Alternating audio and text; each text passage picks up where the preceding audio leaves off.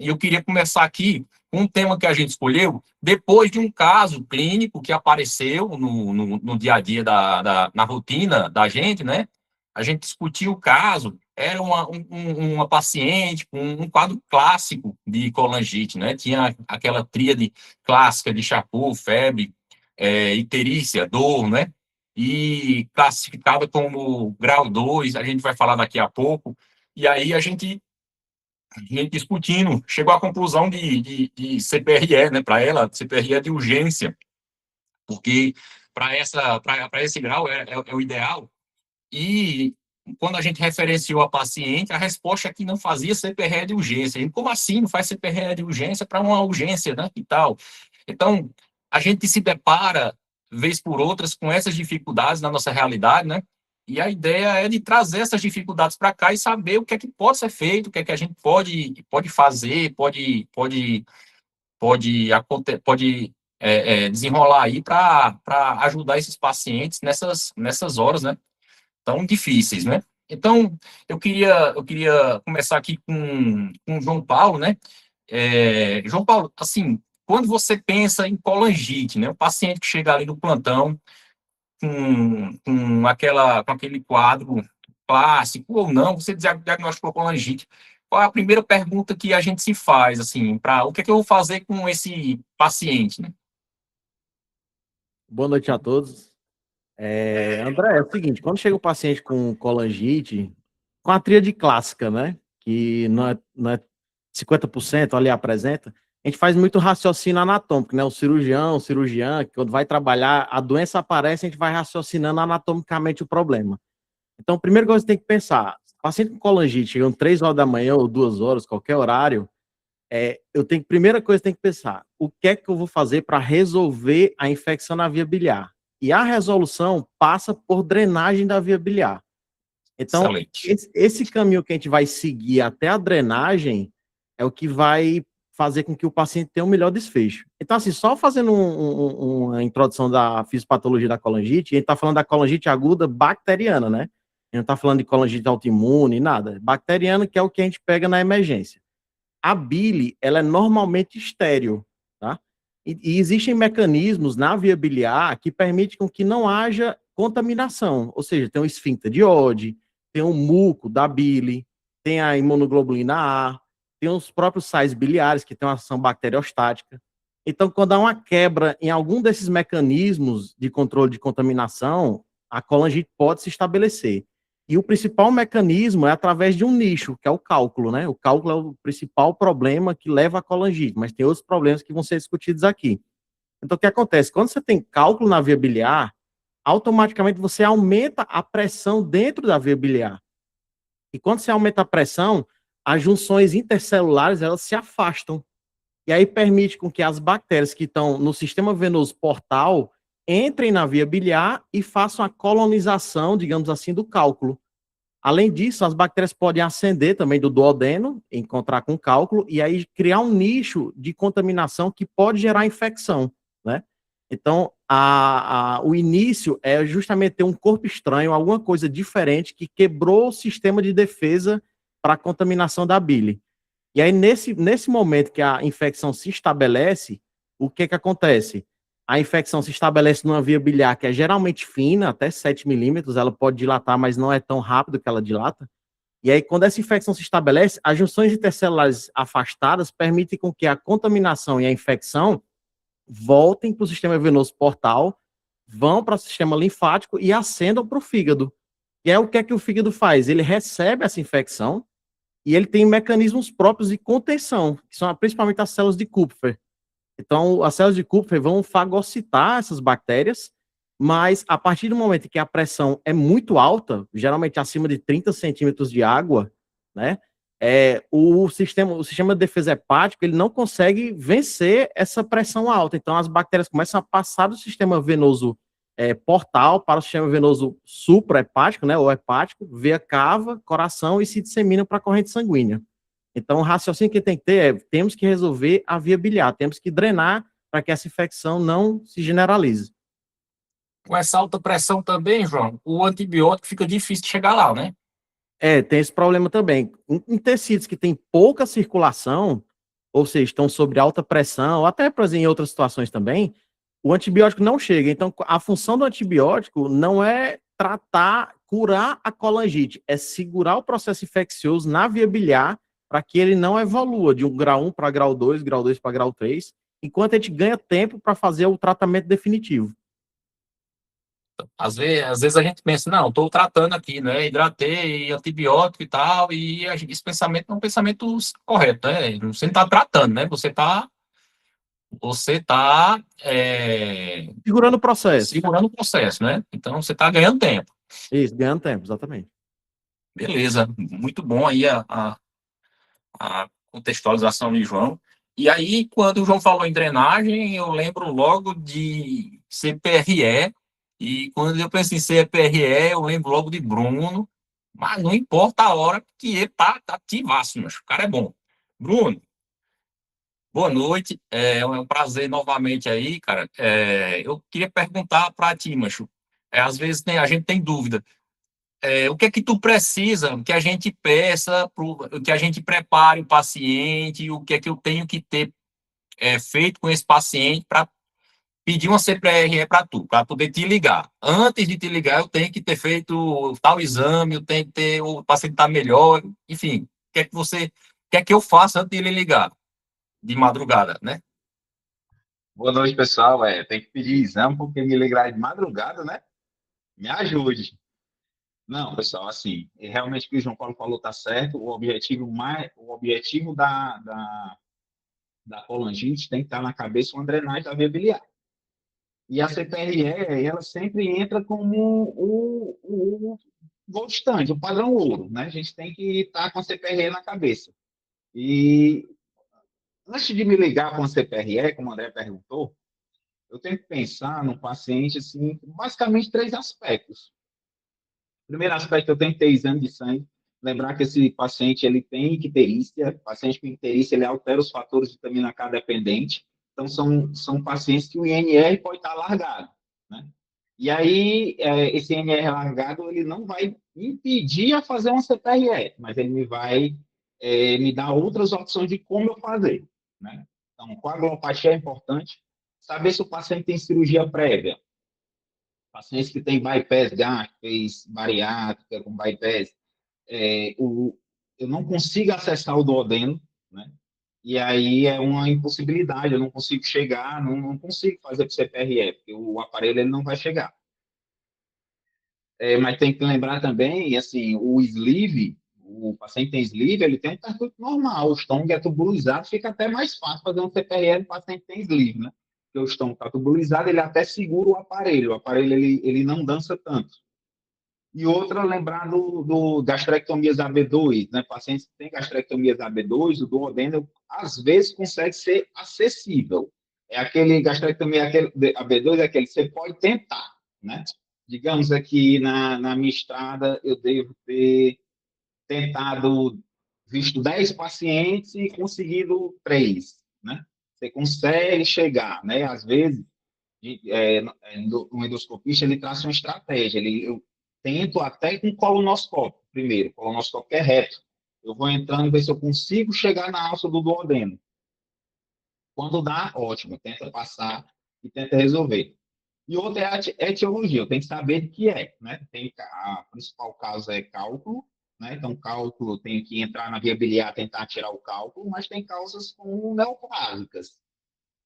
E essas causas neoplásicas, elas já me puxam para drenagem com prótese, com stent, plástico, metálico, né? Cálculo não. Cálculo, a base você entrou, é tirar o cálculo, tentar limpar a via biliar. Já na parte de neoplasias, é tentar fazer uma drenagem com os stents, com as próteses. Excelente, excelente. Então, antes de ligar para o endoscopista, pessoal, cuidado com esses detalhes aí, porque né, você não vai acionar o cara sem ter as cartas na manga, né? Então, para ele não falar tudo isso, né? Não, não sei o que, faça isso. Já vai com. Você vai aprender o argumento de dizer que o endoscopista ele vai dizer que o INR está alargado, não pode ir agora, né? E aí não faz Exatamente, diferença, a pessoa tem que ir, tem que drenar. exatamente. Então já vai com tudo pronto para não ter conversa, né? E aí você pega o cabo na curva. Show de bola, galera. Puxando aqui um pouquinho para a nossa prática diária, né? Então, a gente aprende na faculdade, né, que icterícia, né, a gente dá o diagnóstico através daquela clássica tríade de Charcot, né, dor, icterícia, febre, né? Mas na prática, João, como é que você vê essa questão do diagnóstico aí da colangite? Qual é o maior erro assim que você percebe acontecer e o que é que você orienta aí para gente? André, assim, o maior erro é hipervalorizar a tríade, né? A gente sabe que a tríade, ela está presente ali entre 25% e 50% dos pacientes. Tanto é que os critérios de toque, em 2007, eles utilizavam apenas a tríade como diagnóstico. E aí eles refinaram os critérios em 2013 e em 2018. Então, em 2018, tem critérios bem objetivos que você consegue dar o diagnóstico. Porque você deixa passar, imagina só, um paciente com colangite chegar na emergência e você deixar 50% deles sem diagnóstico. O tanto que você tem de mortalidade, né?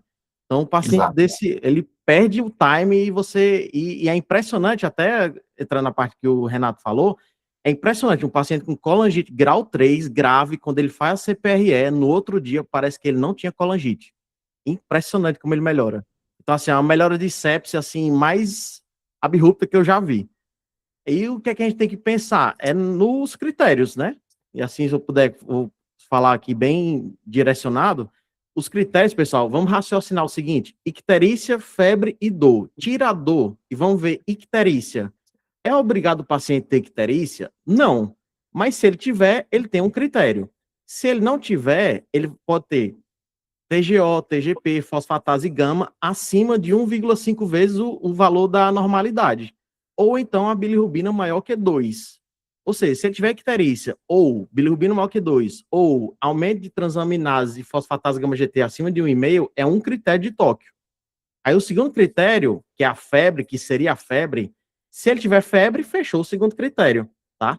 Se ele não tiver febre, a gente vai analisar sinais inflamatórios. Por exemplo, calafrios. Ele pode não ter febre, mas ter calafrios. Então já teria um critério. Se ele não tiver febre ou calafrios, mas tiver leucopenia ou leucocitose ou PCR aumentado acima de 1, já fechou o critério inflamatório. Ou seja, é bem refinado, né? E aí você tem o critério de inflamação sistêmica, o critério de colestase e o terceiro critério é a imagem, que seria uma visualização da anatomia, ou com ultrassonografia, tomografia, ressonância, o que tiver mais à disposição, que a gente vai discutir. Então, tem um critério de inflamação, um critério de colestase e um de imagem, você fechou o diagnóstico de colangite, né? E aí, a partir disso aí, é que você vai estratificar o paciente em relação à gravidade. E um detalhe, João, que é importante falar também, é que a tríade de Charcot não é critério diagnóstico, né? Então, você pode ter um paciente com tríade de Charcot e não fechar o diagnóstico. Você pode não ter a imagem, né? Então, você não fecha o diagnóstico. Isso. É, e, E e André, assim, e, oi, a- e aproveitando aí, nesses critérios aí, foi muito importante para a gente da endoscopia, né? E às vezes você vê muito o endoscopista ainda, eu quero ver, confirmar que tem cálculo, né, na via biliar, para saber se precisa realmente drenar, e hoje não precisa mais, né? O paciente vem ali com a icterícia, com bilirrubina aumentado, tem uma leucocitose, tem dilatação de via biliar, às vezes o cara acabou. faz uma ultrassom no interior, não vê cálculo, mas ele vê que tem uma dilatação, então não precisa. Alguns ainda, insiste, faz um exame de outro exame de imagem, e hoje com os critérios não precisa. Exatamente. Exatamente. Então, é importante, e isso às vezes, né, mas você fica discutindo com o endoscopista, né? O cara não mais tem cálculo, eu digo, mas é meu amigo, né? Enfim, é, beleza, mas nada tão ruim que não possa piorar, assim, do ponto de vista clínico do paciente, né? Paciente pode ser um paciente previamente rígido, né? Mas pode ser um paciente com comorbidade, ou pode ser um paciente oncológico também, não é, Bruno? Paciente oncológico, mas aí a gente tem também outro perfil também de paciente, né? Mas que não é incomum a gente encontrar, né? Então, a apresentação ainda é mais atípica, não é? Do paciente oncológica. E, assim, o que é que a gente tem de clínica aí do paciente e para a gente não errar esse diagnóstico? Rapaz, boa noite, né, turma? Não tinha me apresentado ainda aí. Cara, muito interessante, vocês estavam conversando, né, vendo a parte da digestiva, da endoscopia, né, quando vem para a área da oncologia, a gente pensa muito parecido, mas tem alguns pequenos detalhes, porque o paciente, ele realmente ele vem com todas essas comorbidades e apresentações que ele carregou ao longo da vida, né? Muda primeiro porque epidemiologicamente, né, a gente tem dois perfis de paciente diferentes. O diagnóstico, a doença é a mesma, né, mas o que causou, né, é o que faz esse desfecho que muda tudo isso aí. E até em questão de prognóstico e tudo mais. E, normalmente, eu acho um ponto interessantíssimo, acho que do que a gente já falou aqui, nem do que a gente vai falar, mas se tiver uma coisa para ficar aqui nessa conversa aqui da gente, hoje, principalmente para quem é interno, residente, a gente veio de uma outra escola, né? Então, na minha época, da faculdade também, o diagnóstico quando a gente era Charcot, né? O finado Charcot, de 1800 e lá é bolinha aí, e a gente continua, até hoje ainda, a gente continua dando diagnóstico quando a gente pro Charcot, né? E aí todo mundo fica esperando a tal da febre, né? E ninguém fecha o diagnóstico, ninguém é De colangite. nada. E nada. Então, assim, se tem uma coisa para ficar hoje da aula aqui, vai ficar muitas coisas, né? Mas se tem uma coisa que é para começar para gravar, deixa o Chacô no túmulozinho dele lá, quietinho. Ele já deu a contribuição dele no passado, hoje não tem mais o que falar desse cara, né? O cara era neuroanatomista na época, bicho. Então, ele diagnosticava na beira do leito. Não faz sentido hoje a gente estar usando os mesmos critérios para poder fazer esse diagnóstico, né? Graças a Deus vieram os critérios de toque, isso mudou. Na minha residência ainda, a gente não usava os critérios, então ficava ainda na tal da tríade, né? Você vê que é uma coisa muito passada, mais de 150 anos isso aí. E a Exato. gente usava isso. E aí, puxando a pergunta, o paciente oncológico, ele é diferente, né? Então, ele não chega para mim com febre, né? Se a gente vê na literatura, em cada 4 casos, pelo menos um desses aí, a causa é oncológica. E quando ele chega lá para a gente, não vem com febre. Ele vem com a dor, né, do próprio tumoral, vem com a icterícia, vem com a dilatação da via biliar. Aí se eu ficar esperando pela febre, eu vou estar perdendo. Então a sensibilidade, como o João falou aí, chega a 26%, 25%. Nas melhores trabalhos que tinham, antigos na verdade, chegava no máximo a 50%, 70%. E aí depois do toque, ele chegou a subir para 90%, 90 e tanto, sensibilidade do diagnóstico, né? Então muita gente, como o João falou, ficou batido. Então como é que hoje na oncologia, né, que a gente faz, né? Para resumir bem assim o diagnóstico. Na maioria dos casos, esse paciente, quando ele já foi diagnosticado previamente com o tumor, que já faz um certo acompanhamento com a gente no consultório, no ambulatório, são discretas alterações, mas que são de forma súbitas, né? Mudou o padrão dele. Então, ele tinha uma bilirrubina, sei lá, de 2, né? Pós-drenagem, pós um stent, um exemplo, certo? Estava fazendo químio, que seja, né? Adjuvante. E aí, essa bilirrubina de 2 foi para 5, 7, mudou abruptamente, né? Como ele já faz tomografias e ressonâncias rotineiras, né, em segmentos, para ver como é que ficou o tratamento e tudo mais, mesmo com a CPRE ou com o stent, ele aumentou a via de dilatação, ou às vezes é discreto, é um aumento do PCR súbito, uma queda da albumina, né, prova inflamatória. Então, a gente não espera a febre, né, acontecer. E a dor é basicamente a que ele já tinha por causa do próprio tumor, né? Então, é muito insidioso o processo. E aí a gente tem que se Muito no feeling, né, Bruno? no Também. feeling. Então, assim, hoje chegou o cara ictérico lá com a gente no ambulatório, né? Tomou cabeça de pâncreas. Cara, ele tem que me provar que ele não tá com colangite, entendeu? É a primeira coisa. Então, ele vai ali e faz um laboratóriozinho ali. Leucocitose, PCR, um negocinho desse aqui, bicho, ele já interna pra drenar. Entendeu? Uhum. Ela teoricamente, ele já era para fazer isso aí. Ele já tá tendo colangite, ele não tá, vamos dizer assim, séptico, um choque séptico na hora, né? Não é rebaixado nem tudo mais. Mas ele tem que me provar que ele não esteja, para ele não ganhar logo uma drenagem de cara na primeira vez que chegou no internamento. Então, a mudança sutil do padrão dele é o que faz a gente dar esse diagnóstico no paciente oncológico, né? Diferente do cara que não tem o câncer como base, né? Que é só o cálculo e tudo mais. Né? Ele abre um outro perfil, né? Diferente. É muito importante essa noção, assim, de comparação, né? Então, você acompanha o doente, né? E é um doente que você já sabe que tem uma via biliar dilatada porque ele tem um tumor de via biliar, tem um tumor periapicular, né? E, às vezes, ele já está ictérico também. Então, pô, bicho, ele já tem os critérios tudinho, né? Então, Então, Quase isso. Tanto que essa no é quase mensagem, isso, né? essa mensagem do Bruno é muito boa, né? Tipo assim, outra coisa é assim, não achem que a piora da bilirrubina subitamente, é porque a doença avançou. Não é assim, a colangite é súbita.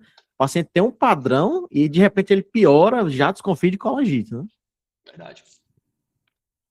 Boa mesmo.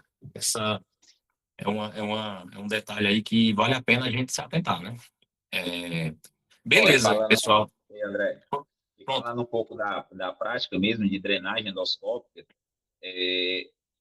drenar uma via biliar para você ver o pus vindo é muito mais fácil eu ver um paciente oncológico do que um paciente com cálculo. Muito mais fácil. Na hora que você abre a via biliar, você vê o pus mesmo drenando da via biliar, é mais fácil de um paciente oncológico. Interessante, né? Essa informação aí, porque a gente pensou, eu pelo menos pela lógica, eu pensaria o contrário, né? Pensaria o contrário Mas, também. né? Porque o paciente de doença benigna, ele é muito mais doente, digamos assim, né? O quadro é muito mais é, abrupto, assim, Florido, o né? quadro é muito mais dramático, né? O oncológico, não, ele não chega a ter um quadro dramático porque não dá tempo de chegar, né? Ele, quando começa a piorar, já desce a ladeira. É invocado mesmo. Beleza, agora eu vou puxar um pouquinho, pessoal, para já falando um pouco dos critérios aí, né, diagnósticos, o João Paulo adiantou, e assim, pensando ainda em diagnóstico, eu preciso de imagem, né, e aí a pergunta fica para a turma, qual é o caminho mais racional para a gente pedir os exames de imagem, né? A gente sabe que tem ultrassom, tem tomografia, ressonância, eco, endoscopia também, né? Em alguns centros, né? Mas qual é o caminho racional aí para esses métodos de imagem? Fica aí para quem quiser começar aí, pode. O racional, pessoal, é assim, é Ah, o X de começar abdômen agudo, João. radiografia de abdômen, aí é osso, não. Mas assim, o racional do exame é do menos complexo para o mais complexo, né? Então, por exemplo, o paciente chega com quadro inflamatório, suspeito de colangite, a história vai te agregar, né? Um paciente que já tinha história de litíase biliar, ou é um paciente que seja com síndrome ictérica indolor, que é o caso do Bruno, que pode pegar, e aí você vai investigar, pede atividade inflamatória, leucocitose, pede bilirrubina, fosfatase, gama, tal, pede laboratório bom, função renal, eletrólitos, porque a gente tem que pensar em compensar o paciente, né? E aí vamos para o terceiro critério, que é a imagem. Qual é o mais disponível, o menos invasivo? A ultrassonografia, né? A ultrassonografia, ela tem uma vantagem de ser baixo custo, disponibilidade melhor, e ela, apesar de ter uma sensibilidade menor para ver cálculo na via biliar, ela detecta alterações indiretas, como principalmente dilatação de via. Então, a dilatação de via já é o terceiro critério. Não tem muito que, eu vou ter que ir Acabou, atrás né? do cálculo, né? Ter que fazer ressonância para achar o cálculo, como o Bruno falou, o Renato Bruno falou. Não tem sentido. Se a ultrassonografia mostrou dilatação de via, com os critérios inflamatórios e alteração colestática, já fechou o critério, já indica fazer o tratamento. Não vai atrasar a vida do paciente, vou fazer tomo, ressonância, né? Vamos pensar que o paciente ali, ele tem tempo. Ali na sua frente, o tempo para ele é vida. Né? Boa. Vocês querem acrescentar mais alguma coisa? Bruno, Renato Bruno? Em relação à tomografia, Bruno, para os pacientes oncológicos aí, eu pulo a etapa, talvez? Assim, é como o João falou, né? Cara, a gente deixa para tentar solicitar esses exames, até porque não tem em todo canto, a gente até começou a conversa aqui no sertão, né? No Nordeste, então não é todo canto que a gente vai achar uma colangio-ressonância, né? Não é a realidade de toda situação. Então, uma ultrassom bem feita, cara, isso salva a vida, entendeu? E a gente vê que é um quadro de colangite, cara, e o tempo dele é dependente. Ele tem horas para tentar resolver aquela situação, para não se agravar aquilo ali. Resolve, bem feita. Aí, cara, estabilizou tudo mais, né? Conseguiu drenar, resolveu o problema, e aí talvez a gente vá se programando de uma outra maneira para invadir ele de alguns outros exames, entendeu? Óbvio que a colangio realmente nem se compara em termos de sensibilidade e especificidade com a tomografia, né? Nessa avaliação de via biliar mesmo, entendeu? Mas eu concordo com o João, iria de cara com a ultrassom aí, tratando-se de colangite mesmo. Aí, quando consegue identificar a causa, ok, beleza, mas quando não dá, faz a drenagem com o Renatão aí, resolve. Aí a gente vai tentar descobrir depois, caso não resolva isso aí, entendeu? Show de bola. E, ei, Vamos lá. Ah, meu sim, endoscopista preferido aí. Me diga uma coisa. E a ecoendoscopia? Aonde é que ela está nesse lugar aí de diagnóstico? Muita gente já diz que é o melhor exame porque eu posso diagnosticar e tratar, né? E tá. Mas e aí? Como é que fica ela na nossa realidade aí? vou aproveitando falando aqui, tem Como diria uma nosso pergunta chefe desse cu cagado do mundo, né? do Iago, que é assim, não precisa do Doppler no ultrassom, ver dilatação de via biliar mesmo, e o valor da via biliar normal é em torno de 6 milímetros, né? Então, assim, qualquer dilatação que ele visualiza no ultrassom maior de 6 milímetros está dilatado. Show. Entre na minha parte que chega em mim, geralmente aquele paciente que você tem dúvida se faz uma ressonância, manda para a colangio ressonância, manda para o ultrassom, né? E é lembrado até de prova, o que é padrão ouro, vai dizer assim, qual é o padrão ouro da via biliar é CPRE. Só que CPRE hoje é um exame invasivo, a gente não faz hoje, não tem justificativa para fazer CPRE como diagnóstico. CPRE é um exame terapêutico, né? E aí, Excelente. quando a gente está pensando em diagnosticar ali uma colangio ressonância, ultrassom, hoje é melhor a colangio ressonância ainda, em termos de, se eu comparar colangio e ultrassom, né? Ultrassom é uma coisa um pouco mais avançada, não tem alto custo, não tem em todo canto. O que o ultrassom vai fazer de diferente de uma colangio ressonância, diagnosticar cálculo, né? O ultrassom, às vezes, é melhor para quem tem microcálculos de via biliar, cálculos ali menores de 3 milímetros, às vezes a colangio, o colega ele não consegue visualizar bem os cálculos, né? E outra, é aquele cálculo ali que está naquele colédoco intrapancreático, está ali na papila. Eu consigo fazer uma rotação no ultrassonendoscópio, visualizando a papila, o colédoco e o ducto pancreático entrando um no outro. Aquela visualização daquele cálculo com ultrassom é melhor. Aquele Fora que hoje a cálculo gente tem safado, né? Fora que hoje a gente tem a parte terapêutica, né? Tem aquele paciente que você está na dúvida, né? Lógico, você está no centro, por exemplo, na minha parte terapêutica, eu faço tô com um colega que faz ultrassom endoscópico. Então, às vezes, a gente tem dúvida ali se tem cálculo ou não, faz ultrassom endoscópico, ele olha, tem cálculo, drena para CPRE. Então, já fica aquele. Eu resolvo no mesmo momento, né? Já sei que realmente tem cálculo, eu sei que. Né? Fora os cânceres, né? Que hoje eu consigo drenar por fora, né? Mas o padrão ouro é ainda a CPRE, só que guardamos com a parte mais para terapêutica hoje, não para diagnóstico. Né? E o que é diferente, aí vem, eu vou puxar mais para frente ainda, às vezes é um paciente que já tem CPRE prévia. Porque o problema da CPRE é a papilotomia, é a primeira CPRE. O risco da CPRE é a papilotomia. Então, se o paciente já tem uma CPRE prévia, ele já tem uma papila aberta, já tem uma papila feita. Então, eu não preciso ir atrás de uma ressonância. Eu estou com uma grande suspeita, faz a CPRE e limpa essa via biliar. Excelente. Excelente. Muito bom. Até eu só agregar uma coisinha, na ultrassonografia, é porque assim, a gente tem que respeitar exames de triagem, né? Porque se colangite, os sintomas, você raciocinando, pode ser várias outras coisas, pode ser mirise, pode ser abscesso hepático, pode ser um tumor lá em cima, pode ser um Klatskin, né, Bruno? Então, a ultrassonografia é uma triagem anatômica que permite com que você ou já indique a drenagem, ou você parta para um outro exame para melhorar a acurácia da anatomia da lesão, né? E a partir disso aí delimitar se é melhor por via endoscópica ou percutânea. Então, a ultrassom, ela é excelente. Então, não vamos negligenciar o poder dos exames mais simples, né? E mais disponíveis. Isso, perfeito. Raio-X, Aí só se tu tiver um diferencial aí de úlcera perfurada, alguma coisa. Nem tanto.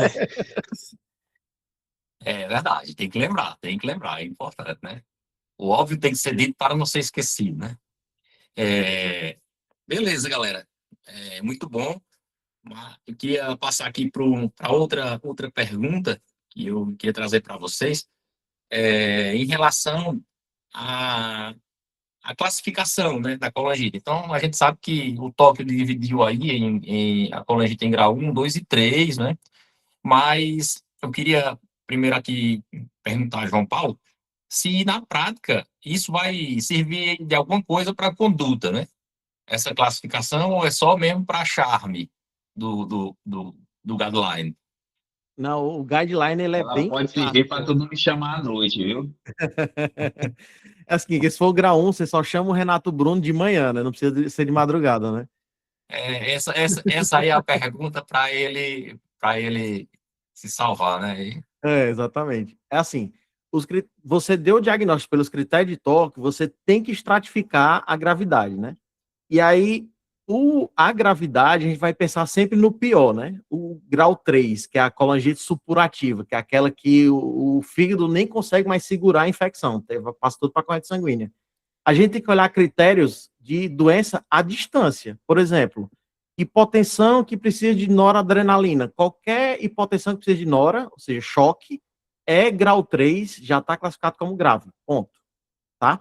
Que seria um dos elementos da penta de Raynaud, né? Que seria a hipotensão com necessidade de droga vasoativa.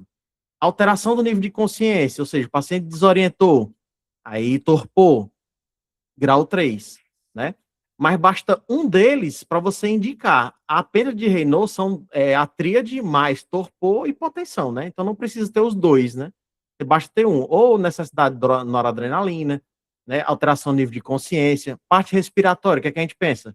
Pressão arterial de O2 sobre fração expiratória de O2 menor que 300. Parte renal, tudo vai pensando à distância. Oligúria ou creatinina maior que 2, né? Função hepática, INR acima de 1,5, ou hematológico, plaquetas abaixo de 100.000, tendo um desses critérios, é grau 3, e a drenagem é para ontem, não é nem para daqui a pouco, né? É para ontem. O que recomenda nos critérios é que seja feita nas primeiras 24 horas, tanto grau 3 como grau 2. Mas para mim, honestamente, é para ontem, grau 3, né? Grau 3 não tem nem o que pensar, não, viu, Renato? O grande problema aí é o Pode ligar, jejum. não pode, João? Às vezes o Pode, paciente não grau vem em 3 pode jejum. ligar para ele, não pode? Pode ligar, meu amigo, pode Mas acordar para aí, venha gente, drenar, venha drenar. a gente da endoscopia, às vezes, cada vez mais a gente puxa para 12 horas, tem na cabeça como 12 horas, né? Uhum. Mas tem uma questão do jejum, que às vezes o paciente está alimentado, eu não consigo visualizar nada, né? Mas Mas, se tiver assim, ali, Tem um estritamente, é anestesista, né? 24 horas. exatamente. Ainda, hoje é 24, mas cada vez mais a gente pensa em 12 horas. É o mesmo raciocínio da hemorragia, né, Bruno? Por pensar, tem hemorragia digestiva, faz logo a endoscopia, e não é. É você Não é, compensa o paciente e espera 24 horas para fazer, né?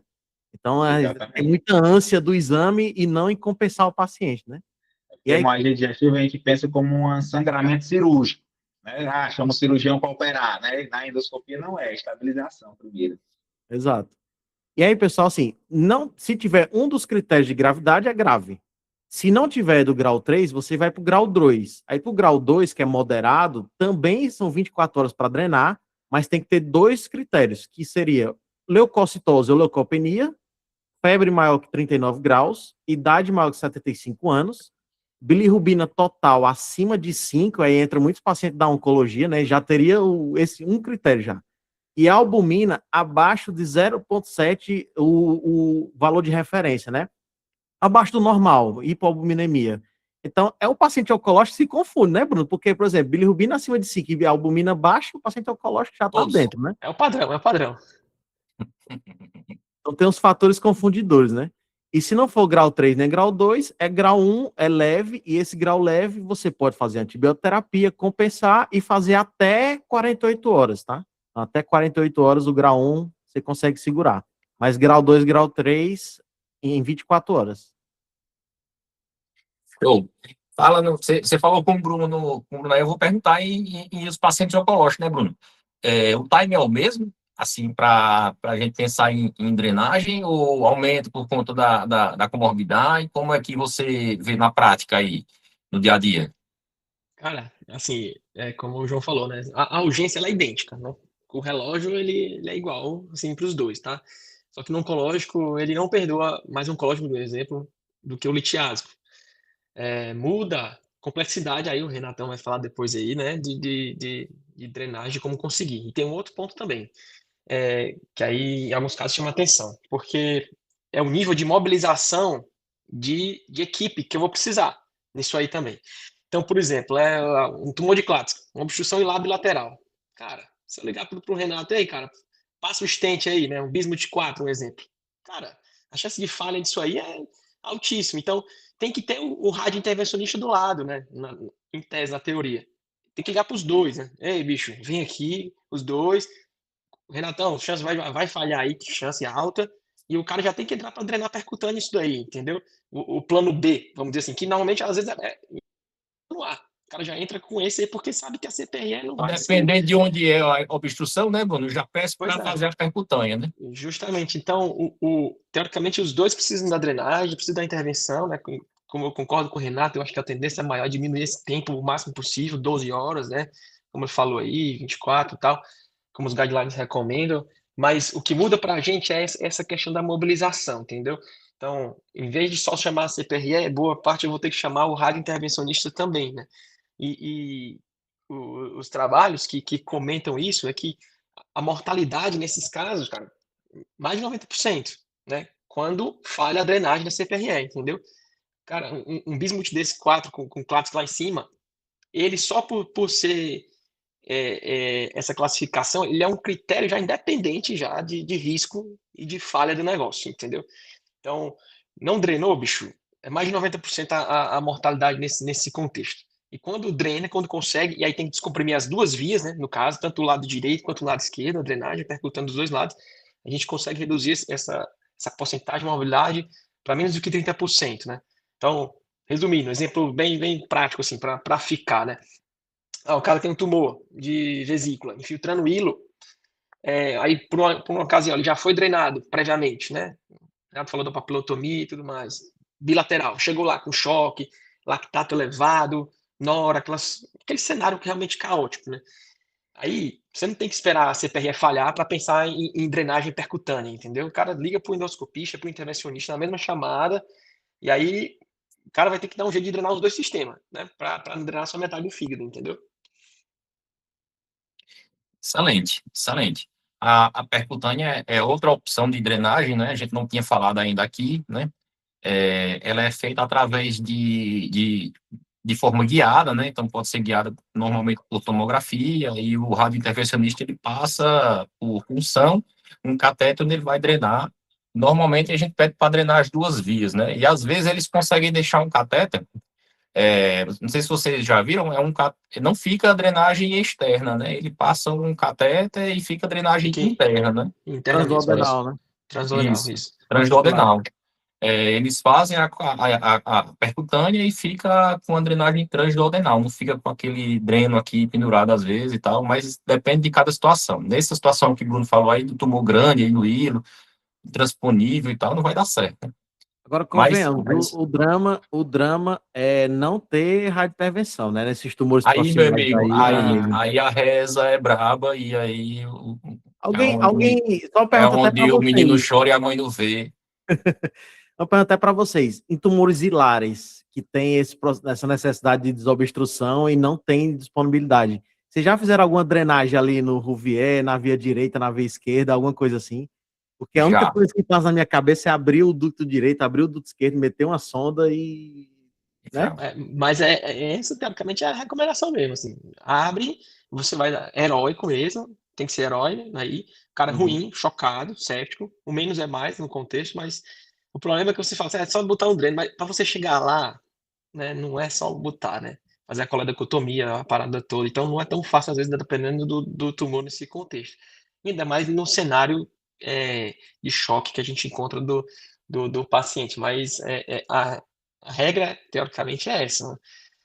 Eu já tentei também, às vezes, fazer, teoricamente, essa drenagem a céu aberto, né? Com a ultrassom lá no fígado, né? Achar o ducto, passar lá, como se fosse um catéter central mesmo, entendeu? Exteriorizando de um lado, do outro, e é a medida salvatória, quando não consegue fazer a coledocotomia para botar, por exemplo, o dreno lá, né? Sim. Dreno de Kerr, por exemplo. Hein, Bruno? Só um detalhe aqui que às vezes aconteceu, eu vi acontecer também quando a gente trabalhava junto, né, lá em Mossoró, de a gente tentando fazer alguma coisa para aquele paciente com colangite, não tinha o recurso que precisava, e a galera dizendo, mas vocês são doidos, vocês vão matar o paciente. Eu digo, mas não, o paciente está morrendo. O paciente É está morrendo, a 90, gente vai matar o Cara, paciente, isso, não. A gente cara, é um tem que negócio fazer alguma interessante. coisa para o paciente, porque ele está é, morrendo. é Aí, não, se botar ele em 95% a sala, vai matar o mortalidade, cara. paciente. Eu digo, não, meu. Aí você fica, às vezes, sendo É, mal visto, porque você quer ser intervencionista naquela hora, mas tem que ser, né? Tem que ser, não tem outro jeito. É uma emergência, né? Não é nem, justamente. né? Tem É que lembrar difícil, que às vezes, essa situação. a cirurgia também é uma intervenção, né? Você está ali com o Exato. paciente, aí não tem uma CPRE, que é o mais comum, né? Não tem CPRE, não tem um ultrassonendoscópio, não tem um rádio. Ah, e aí, rapaz, é tentar abrir o colero e drenar de alguma forma. Exato. Para a gente da CPRE, nesses tumores hilares, o grande detalhe do endoscopista é também o contraste, né? Eu vou fazer na CPRE, tem que ter cuidado de usar o não contraste, porque se eu passar o contraste, né, e esse contraste ele não conseguir ser drenado, eu contaminei mais a via biliar. Show de bola. Deixa eu perguntar para ti, Bruno, aproveitar aqui o Renato Bruno, o ensejo, e, e tirar uma dúvida. Em relação ao paciente com colangite, pode ser grau 2 e grau 3, né, principalmente. Quando é que eu só dreno e quando é que eu posso tratar logo, tirar cálculo e papilotomia tranquilo, ou então só passar a prótese ali e dreno? Qual é o cenário aí de cada um, para a gente entender? Isso aí já é muito mais da técnica, né? Assim, tem muita gente que é estudante, CPRE é uma pancreatectomia retrógrada endoscópica, né? Eu vou com outro aparelho, que é o duodenoscópio, ele tem uma visão lateral, eu fico olhando de cara para a papila, para o espírito de Oddi, né? E aí, quando eu fico aqui olhando para a papila, a decisão vem muito da coagulopatia. Se esse paciente tiver o INR alargado, o pensamento do endoscopista é drenar, né? Eu tenho que drenar, de alguma forma. Se ele tiver alguma coagulopatia, eu vou entrar na via biliar, tentar botar um dreno e sair. Não precisa estar cortando a papila, fazendo uma papilotomia, porque tem um risco de sangramento. Mas se o paciente não tem coagulopatia, está tranquilo, e o objetivo de você entrar na via biliar entra na via biliar, faz uma papilotomia ampla, você abre a papila. Se tiver cálculo, tira o cálculo, né? Se não tiver, se for tumor, você passa as próteses, né? A prótese vai depender você tem que ver o paciente, né? Depender, pode ser prótese plástica ou metálica, aí vai depender. Mas o objetivo inicial é drenar tendo coagulopatia ou não. Tem gente que chama o endoscopista, o INR está largado, o cara, eu não vou, não sei o que, não. Chega lá, entra na via biliar, passa o dreno e vai-se embora. Acabou, né? E resolve em outro momento. Melhorou da colangite, melhorou da coagulopatia, mas está com a via biliar drenada, de alguma forma. Excelente. É, outra questão aqui em relação ao tratamento, né, é a parte cirúrgica, né? A gente estava falando aqui, já tinha comentado, né? Mas eu queria saber na realidade de vocês, né? Como é que se comporta assim em relação à parte cirúrgica? Vocês têm acesso, como é o acesso à endoscopia, à CPRE, como é o acesso a uma percutânea? E se vocês um paciente com colangite, com esses critérios para drenar, vocês indicam a cirurgia se não tiver. Se é muito da rotina. Queria saber de vocês aí, João Paulo, o Bruno, Falar lá em aqui Mossoró, o da Renato Bruno tem uma visão ampla aí dos colegas aí da capital. regionalizar aqui o Mandacaru, né? Região de Sobral, a gente tem o Regional Norte, que tem CPRE e tem percutânea, mas a disponibilidade ela não é tão imediata, né? Então, assim, até uma coisa assim, chata dizer, mas, por exemplo, paciente de colangite, tá fazendo antibiótico, que tá tranquilo, ele vai agendar a CPRE e vai fazer lá em 2 dias, 3 e tal, por mais que a recomendação seja 24 horas, né? Mas ele tá sempre monitorizado. Na situação em que não tem CPRE ou tem contraindicação, é abrir a via biliar e colocar um dreno de care, alguma outra coisa para drenar, né? Impressionante quando você abre, você já vê o pus saindo na via biliar, né? E aí você coloca um dreno de care que, tecnicamente, ele é um pouco desafiador, às vezes numa via biliar inflamada, você tem que cortar o dreno, deixar ele mais fininho para colocar, mas, assim, você dá o ponto para o care não sair, né? Então, numa via biliar já inflamada é meio desafiador, né? Mas não tendo dreno de care, o que eu recomendo é passar uma Nelaton pelo cisco. Passa pelo cisco, entra na via biliar, lava a via biliar, aspira e deixa para fora, né? Drenando. Assim, é outra opção. E uma opção mais rara, mas que pode acontecer nos pacientes com risco cirúrgico muito alto, é fazer uma colecistostomia. Né? Você pode, o ducto cístico, ele é patente, né? A via biliar está obstruída, então o cisco vai estar mais patente ainda, né?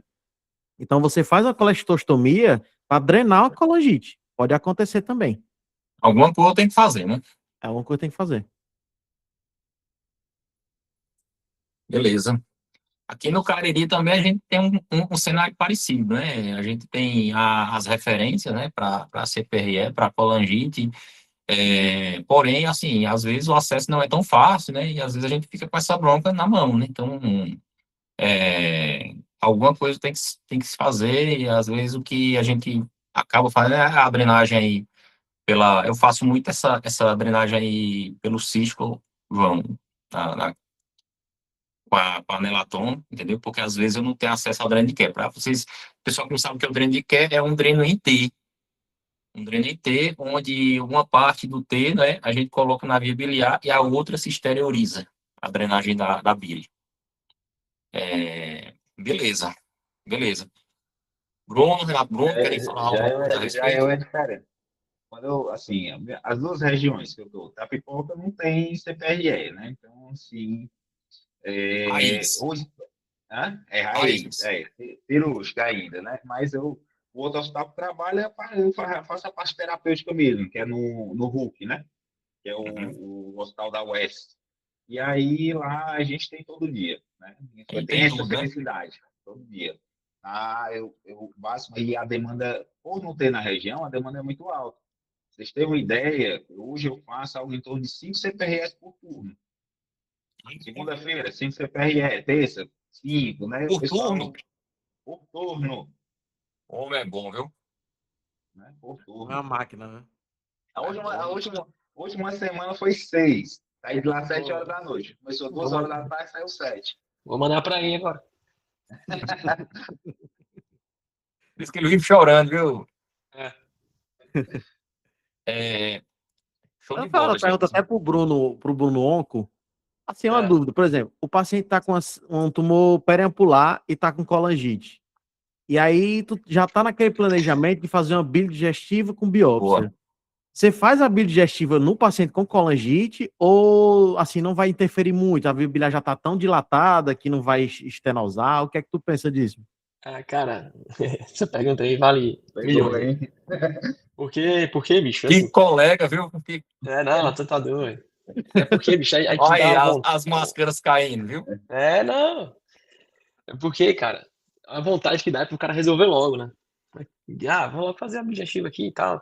Rapidez, o cara faz. Na teoria, não é pra ser feito, né? Você tem que tirar do prego, né? Tem que drenar, tem que. É o menos é mais. Bota o dreno, sai fora, sai fora. Mas é muito tentador, meu irmão. Você tá olhando lá, assim, tô falando que É é da tentador, viu? prática, né? É da prática. É Aí o aquela cara mesma pro história.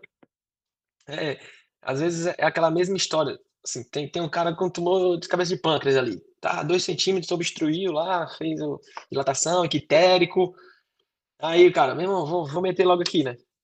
Vou fazer a duodeno logo aqui e tudo mais, entendeu? Às vezes você não entende o seu desfecho no pós-operatório dele, é porque tu operou ele na colangite. Tu dá a guia aqui hoje, vai ser liberado lá com 1 mês.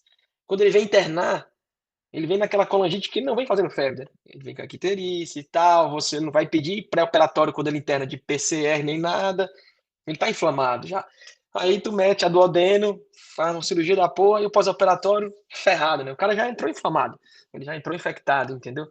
Então, Cirurgia ruim mesmo. ruim, desfecho muito ruim do pós-operatório. A tendência maior, a gente tem que drenar ela antes, né?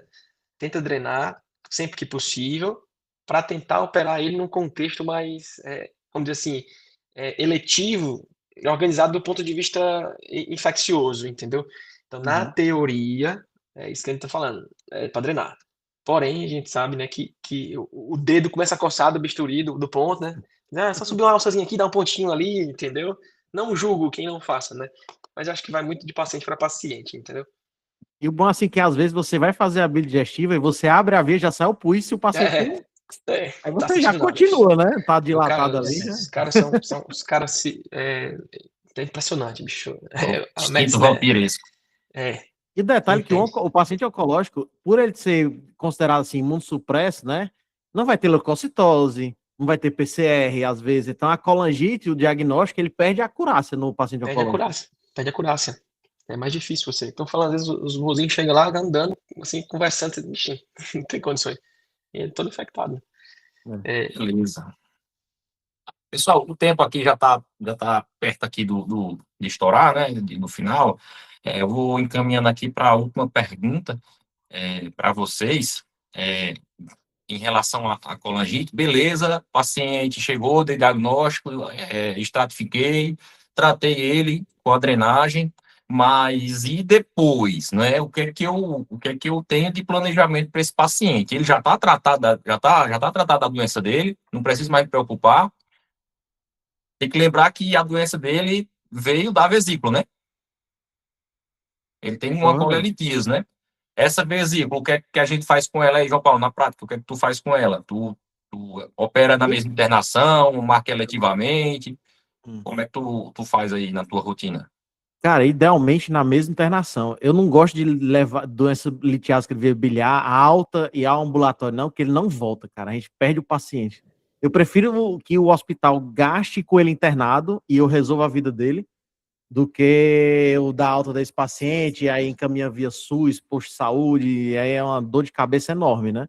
Então, assim, é pensar a colangite como um iceberg. A gente tá vendo a ponta do iceberg, que é a infecção. Drenou, melhorou, Só a cabeça do definitivo. Tratamento definitivo. Então, se a causa for litiásica, colestectomia na mesma internação, né?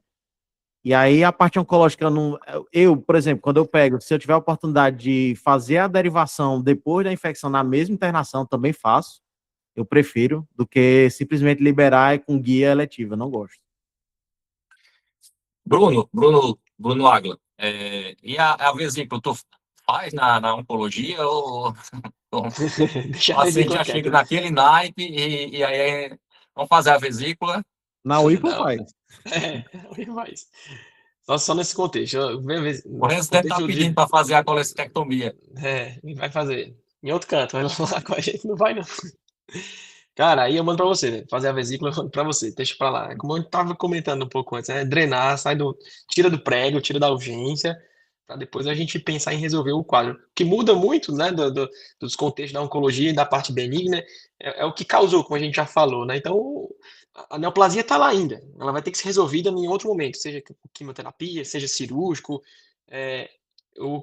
como é que a gente vai resolver isso depois, né? Do processo. Saiu da vida, a colangite, estabilizou, está drenado, né, na boa parte dos nossos casos, a gente vai programar o que vai ter de tratamento. Caso ele já tenha diagnóstico com biópsia estabelecida, aí a gente vai definir como é que vai ser, né? Vai depender de cada neoplasia, de cada câncer, como é que vai ser o tratamento para aquele tipo, aquela patologia. O que fica interessante lembrar, né, que esses casos, eles são recorrentes, né, da oncologia, entendeu? Então, às vezes é um cara com meta, a gente coloca, o Renato coloca aí o stent de plástico, sei lá que seja, essa colangite vai voltar de novo, entendeu? Antes dele vir a complicar da própria doença oncológica, ele reinterna com nova colangite, né? Por estenose do stent, demorou demais para fazer a troca, tudo isso ele é recorrente no nosso caso. Da doença benigna, não. Você tirou a pedra, tirou a vesícula, resolveu a vida que segue, né? Vida normal. Eu concordo com o João também que o melhor é resolver logo no mesmo internamento, né? Que recomenda, salve as exceções e comorbidades, ou algo que contraindique muito nesse contexto. Mas o detalhe é esse, né? Mesmo que ele bota o stent, cara, a fonte está lá ainda, a doença está lá, vai obstruir de novo. Então, é um paciente com sobrevida, dependendo do caso, razoável, em alguns casos, né? Mas tem que lembrar que ele vai voltar de novo a fazer colangite. Mas eu também concordo com É. vocês. Mas infelizmente a nossa realidade não é muito assim. Bruno, eu ia fazer para Renato Bruno agora. Bruno, no teu ambulatório, tu pega muito cara que fez CPRE com a vesícula ainda para tirar, né? Vamos.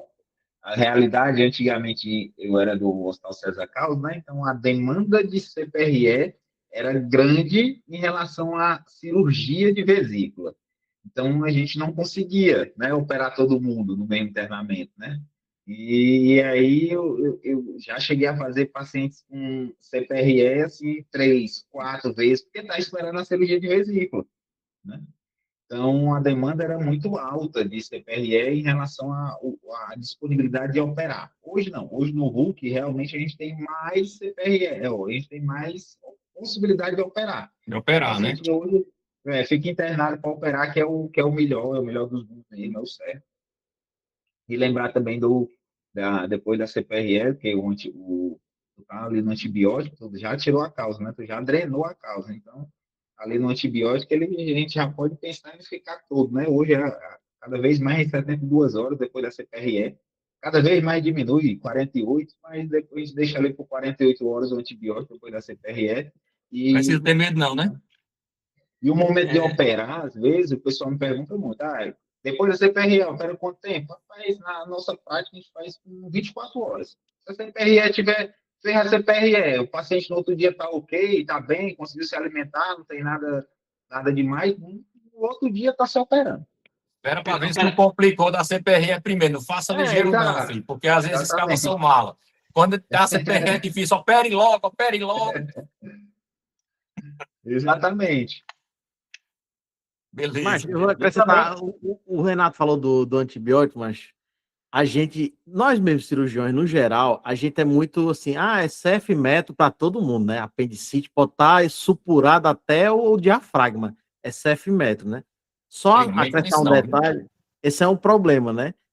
Qualquer coisa, apendicite, colecistite, tudo que for complicado, amplie o espectro.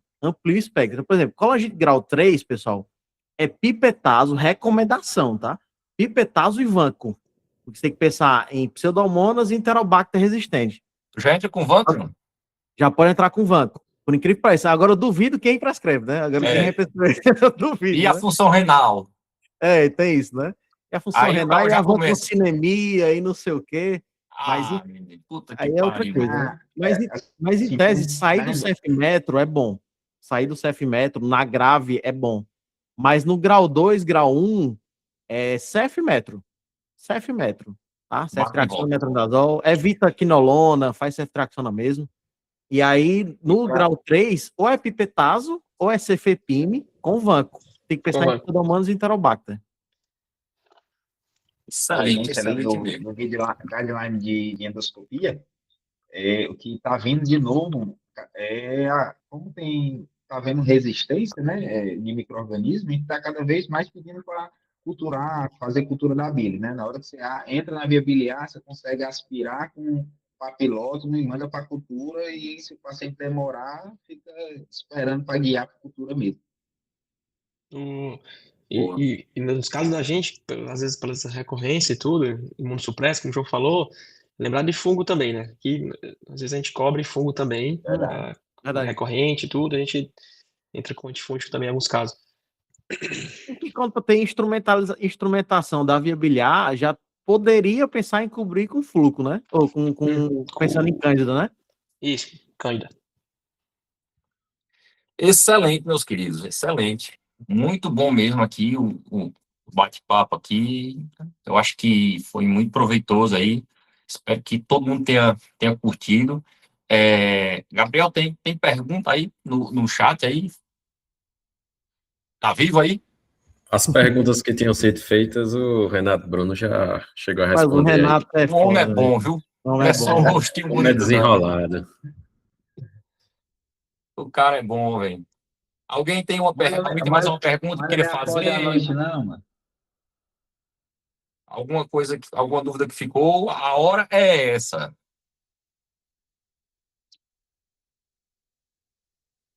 Agora é o take home message, né? Mensagem para casa. Nunca se basear nos critérios de Tóquio. pedir exame laboratorial para fechar os critérios, então desconfiar sempre. Ultrassonografia, exame de escolha inicial, tá?